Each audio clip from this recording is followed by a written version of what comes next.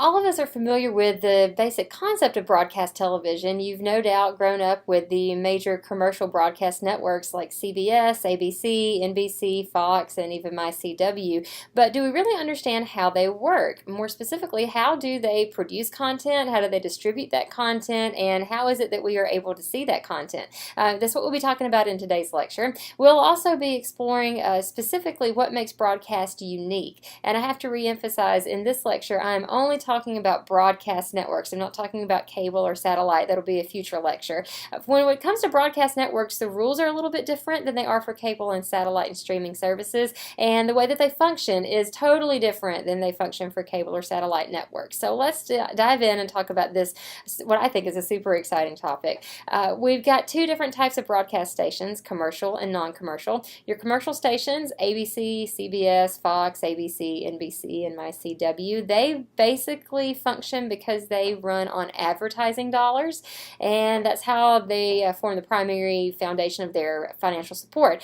Whereas non-commercial stations, your public broadcasting system stations, don't rely on advertising dollars. You've no doubt noticed this whenever you watch programming on PBS. There are no commercial interruptions. You see sponsorship messages before and after programs. PBS does donation drives regularly, asking viewers to support financially their programs. You won't ever see that on a commercial station. Number one, they have plenty of money and they don't need to do that. Number two, they rely on advertising dollars, not the support of audience members. So that's one fundamental difference, and we'll talk about a couple other fundamental differences here in just a little bit. So with the commercial stations, how is content produced?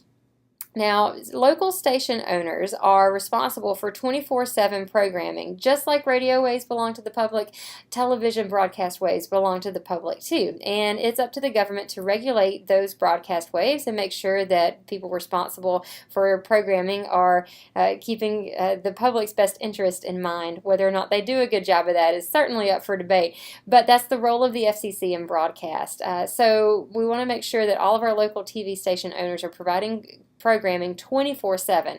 That's a lot of content to fill, especially if you think about in 30 minute to 1 hour chunks. So there's a couple different places that stations pull from. Number one, they have local production. That means that a local television studio, like a news studio, would be responsible for producing original content. You see this if you watch the nightly news, like 11 Alive's nightly newscast. That's an example of local production. If you get up really early on a Saturday or Sunday morning and you see a local talk show, not a national one, but a local one on cable, or sorry, on broadcast television, that's an example of local programming. So that's content that's produced in-house at a local station.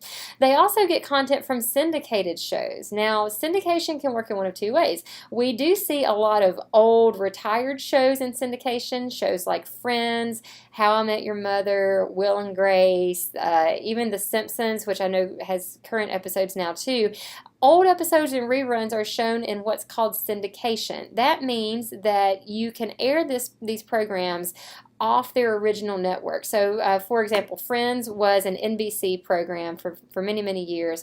Once Friends went off the air, they syndicated the program, meaning that any network could buy it and run it on local programming. So you might be watching a Friends rerun on an ABC affiliate, and that's just the way syndication works. So syndicated shows are those programs that are not tied to any one network. An example of current programming that's syndicated, talk shows are syndicated. Ellen DeGeneres has one of my favorite talk shows.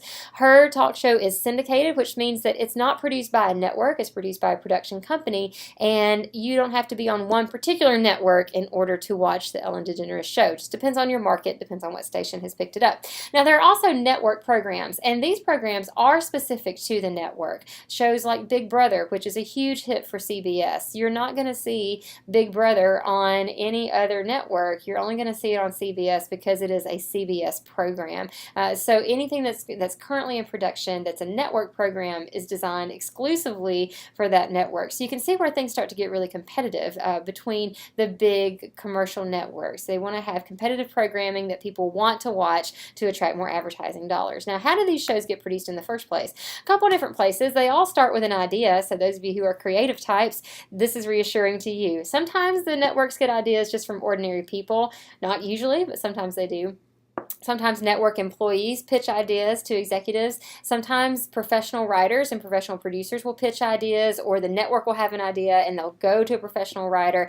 The point is, out of hundreds of ideas a year that these networks entertain, we usually see about 25 pilot shows made, and a pilot is just a first episode. They test that episode out with focus groups, see how it does, and from that handful of 25 pilot episodes, the network will determine they want 5 or 6 brand new shows each season. So you can see that the chances of getting produced, even if you make it to pilot, are really small. So it is a huge financial commitment, and that's the reason so few shows actually make it into production, because it is a big financial commitment on the network, and they are taking a risk that they will get the audience numbers that they expect and that advertisers will continue to support the show. Now, another thing that we do, we also copy what works elsewhere around the world. It's no secret that American Idol wasn't an originally American idea. Started out in Britain and in England, and we see that this has become a worldwide phenomenon. If you ever watch clips online of something like Chinese Supergirl, which is the Chinese equivalent of American Idol, Vietnam Idol, The Voice, you probably are very familiar with other programs too that have international appeal and even began as an international program. These programs are so similar because we want to follow a formula that works. Again, remember, in this lecture, it's all about remembering the financial obligation of a media outlet. And it takes a lot of money to run a media outlet. It takes a lot of money to run a commercial station. And stations want, at the end of the day, to have content that is profitable, not necessarily just something that is for the good of the audience. They want something that will bring in advertising dollars. So that's very, very important to keep in mind. Okay, that's the production side of things. Now let's talk a little bit about distribution. I've been talking about these 6 major networks, right? CBS, Fox, ABC, NBC, CW, and even My Network TV could be counted here as well. So these are the major national networks.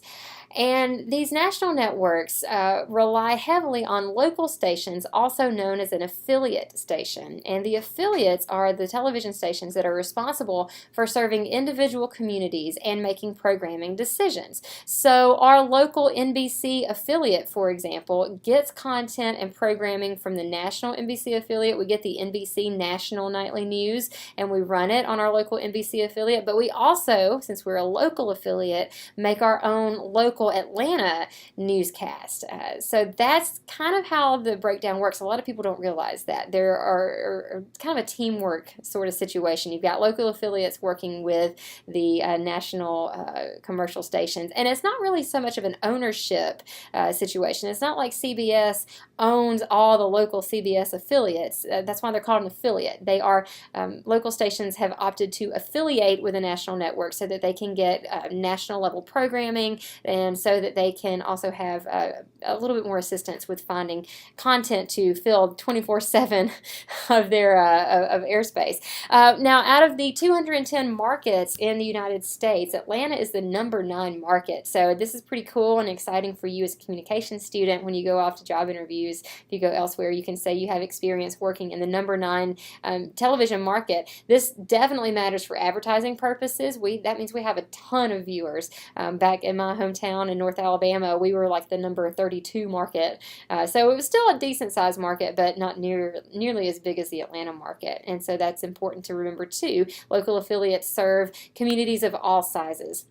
And now what's interesting is networks are now charging local stations for their programming. And this is hurting the local stations. Local stations aren't necessarily as profitable as our large national stations, and we're seeing that syndicated programs are selling programs to local stations too, and this is really tough for a lot of local stations. It makes it difficult to stay afloat in some cases because it is getting more expensive, just like it is with everything else to run a TV station. Now let's talk a little bit about exhibition. 90% of all independently owned stations are affiliated with a big network. Independent networks are rare, but they do happen. I guess if you are financially wealthy, independently wealthy, you can run your own TV station without affiliating, but most affiliates, most locally owned stations are affiliated with a national network. Now, I mentioned I come back to non-commercial stations, and that's where we'll close today. I'm talking about your PBS stations. You get funding for PBS stations from the government. We actually have a small amount of the budget devoted to PBS. That number is dwindling every year.